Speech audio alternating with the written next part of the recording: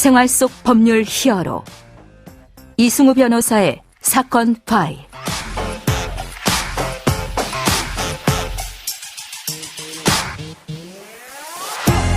안녕하세요. 사건 파일 이승우 변호사입니다.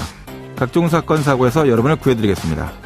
오늘 열어볼 파일은 CCTV 관련 사건입니다.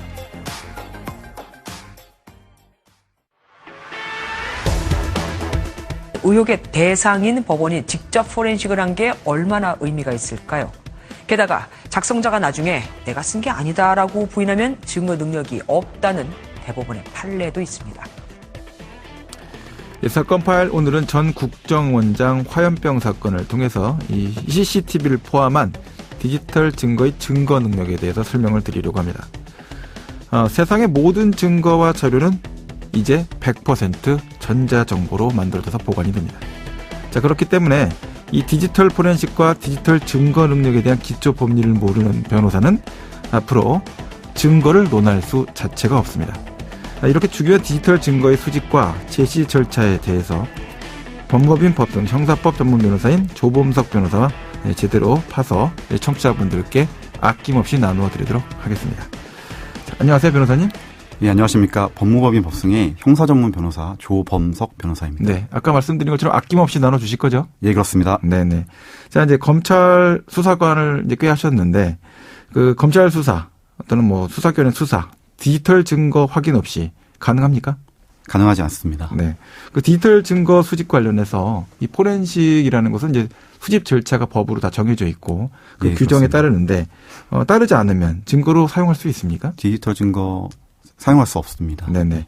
자, 중요한 이야기고, 이제 사건 파일 애청자분들께서 아마 귀를 쫑긋해서 잘 들으실 테니까 한번 잘 전달 드려보도록 하겠습니다. 근데 아까 말씀드린 것처럼 변호사님께서 검찰 수사관으로 이제 근무하셨기 때문에 이 디지털 증거 중요성 잘 알고 계시다라고 하셨습니다. 좀 설명을 좀 쭉 해 주시죠. 예.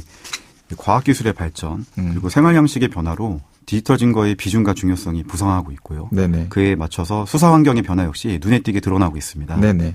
제가 10여 년간 검찰 수사관으로 근무하면서 압수수색에서 책임자가 되어서 영장 집행을 주도하기도 하였고요. 네네. 압수수색에 이제 지원을 나가기도 하면서 네네. 압수수색 현장에 다수 참여한 경험이 있습니다. 네네. 예전에는 압수수색을 집행하고 난 뒤에 그 결과물로 서류나 물건 같은 것들을 박스에 담아서 네네. 힘겹게 들고 나오는 것이 흔한 풍경이었는데요. 네. 점점 디지털 포렌식 수사관들이 휴대전화, 또 PC의 하드디스크, 예. USB 등 정보 저장 매체에서 디지털 증거를 추출하고 이를 분석하는 작업이 중요해져서 네네. 이제는 더 이상 이 박스의 무게가 그 압수수색의 성패를 판단하는 기준이 아니게 되었습니다. 네네. 그래서 오늘은 수사 실무에서 비중과 중요성이 높아진 디지털 증거의 증거 능력, 네. 특히 CCTV 영상, 예. 그리고 CCTV 영상을 저장한 CD의 증거 능력이 쟁점이 되었던 예. 리딩 케이스에서 법원의 판단을 살펴보고요. 예. 해당 판결의 의의와 디지털 증거와 관련해서 유념해야 할 사항 등에 대해서 알아보려고 합니다. CCTV 영상 관련돼서 이제 이 증거 능력, 그러니까 이 디지털 포렌식, 디지털 증거 자체가 어떻게 적법하게 확보가 됐느냐, 적법성이 있느냐, 이걸 이제 따지는 사안인데, 자, 이제 그러면 구체적으로 오늘 준비해 오신 사건 내용, 전 국정원장 화염병 사건 설명을 좀 해 주시죠. 예. 2013년 5월 5일 네. 전 국정원장의 자택 담 안으로 불붙은 화염병 2개가 들어오는 사건이 발생합니다. 네네. 다행히 화염병이 정원수에 걸려서 땅에 떨어지고요. 네. 자연 진화되면서 예. 큰 화재로 번지지는 않아서 네. 인명피해는 없었습니다. 네네. 경찰 수사 과정에서 사건 현장, 이동 경로의 CCTV 분석 등을 통해 한 명이 편의상 A씨라고 지칭을 하겠습니다. 네네. 사건의 범인으로 지목이 되어서 수사와 재판을 받게 됩니다. 예. A씨는 범행 발생 후 약 12일 뒤인 2013년 5월 17일에 긴급 체포가 되었고요. 네네. 그 다음날 구속영장이 청구가 됩니다. 예. 서울중앙지방법원에서 열린 구속 전 피의자 신문 절차, 우리가 흔히 영장실질심사라고 알고 있는 절차인데요. 네네. 그 절차에서 영장 전담 판사가 이제 구속영장을 기각을 했습니다. 그러니까 구속시킬 수 없다, 이렇게 한 거죠? 예, 그렇습니다. 네네. 경찰은 수사를 계속해서 CCTV에 찍힌 용의자의 동선 등 증거를 보강을 해서 최초 구속영장 청구일로부터 2달이 조금 안 된 2013년 7월경에 구속영장을 재청구했고요. 예. 이번에는 영장 전담 판사가 증거 관계로 보았을 때 범죄 사실이 소명된다고 하면서 구속영장을 발부하게 됩니다. 네, 구속된 거죠, 이제. 예, 그렇습니다. 두 번째 영장에서. 예. 자, 이제 수사기관에서 첫 번째 영장은 기각됐고 두 번째 영장 청구했을 때 첫 번째 판단과 두 번째 판사의 판단이 달라졌어요. 그죠? 예. 구속영장을 받아들였다. 그래서 예, 발부했다는 거죠. 새로운 증거가 제출된 겁니까? 예.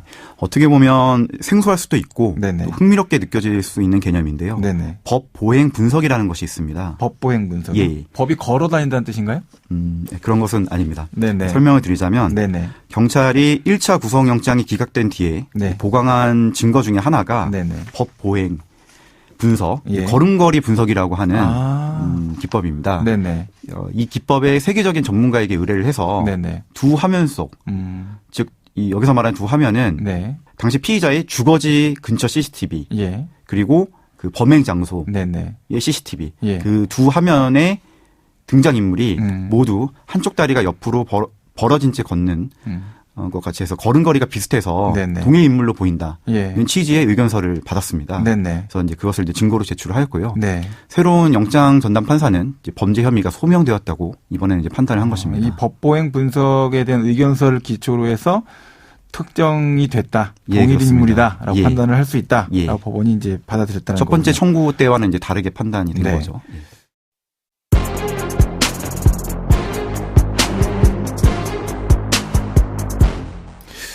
자, 여기까지 들어보면은 뭐 CCTV 자료들을 확보해서 영상 자료로 범인을 밝혔다.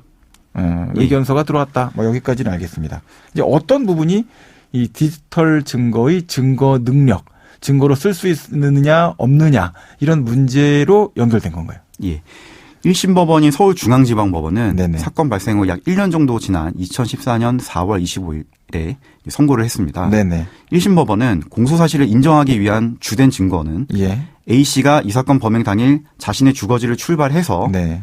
피해자의 집까지 간 후에 다시 돌아오는 과정이 네. 순차적으로 녹화되었다고 이제 검찰 측에서 주장하는 그런 영상들이 담긴 CD이다. 예. 그런데 A씨 측에서는 이 CD에 담긴 영상 파일들이 증거 능력이 없다고 이제 다투고 있기 때문에 네네. 그 CD에 담긴 영상 파일들을 포함한 각 증거들의 증거 능력을 위주로 판단하겠다고 판시합니다. 요거 좀 설명을 좀 드릴 필요가 있을 것 같은데 이제 아직까지는 우리나라는 영상 증거가 있으면 영상 증거를 CD에다가 구워서 예, 그렇습니다. 증거에다가 이렇게 붙여서 올리게끔 되어 있고 그걸 법정에서 다시 DVD를 이제 컴퓨터에 넣어갖고 영상에서 시청하는 방식으로 확인을 하잖아요. 예, 이제 그렇습니다. 그 CD를 얘기하는 거죠. 예, 그렇습니다. CCTV 영상을 따갖고 와서 그거를 다시 CD에다 구운 예. 그 영상을 이제 말하시는 걸 설명해 주시죠. 예. 법원은 예. 크게 두 가지 관점에서 네. 영상 파일들의 증거 능력을 판단했는데요. 네네.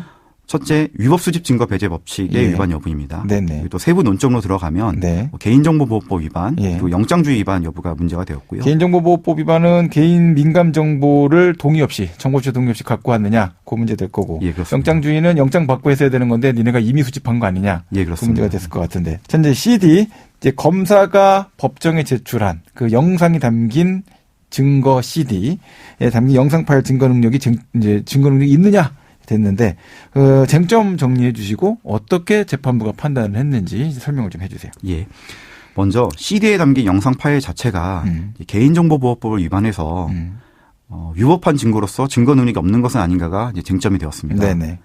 A씨와 변호인은 이 사건에서 증거로 제출된 CCTV 중에 일부가 네네. 특히 개인이 예. 가게 및 주택 주변 등에 설치한 CCTV 영상은 네네. 피고인의 주거지를 포함한 네. 해당 지역, 네. 도로 전체를 비추고 있어서 개인정보보호법 25조 1항의 위반이라는 취지의 주장을 하였는데요. 네네. 재판부는 이에 대해서 CCTV 장치가 불특정 다수인의 프라이버시권 같은 기본권을 침해하지 않기 때문에 네네. 개인정보보호법 위반은 아니라고 판단을 했습니다. 이게 나온 판례 시점에서는 그럴 수도 있는데 최근에 좀 더 예민해졌기 때문에 예. 이부 주장도 사실은 조금 더 이제 검토를 나중에 또 해볼 필요가 있다 생각은 들고 예, 그렇습니다. 당시로서 그렇게 판단을 했고요 일단. 예. 자 그다음은요. 또 이 CCTV의 사용에 있어서도 개인정보보호법 위반이라는 주장을 했었습니다. 네네. 재판부는 각 CCTV 장치가 그 목적을 달성하기 위한 일정한 장소에 초점을 두어서 그 위치만을 촬영하고 있는 사실이 인정되고 네. CCTV 관리자가 해당 CCTV 장치를 임의로 조작하거나 다른 곳을 촬영하였다고 볼 자료가 없다면서 예. 개인정보보호법 제25조 제5항 위반도 아니라고 봤습니다. 네. 지금까지 조범석 변호사와 함께했습니다. 감사합니다. 네. 생활 속 법률 히어로 이승우 변호사였습니다. 내일도 사건에서 여러분들을 구해드릴 사건 파일 함께 열겠습니다.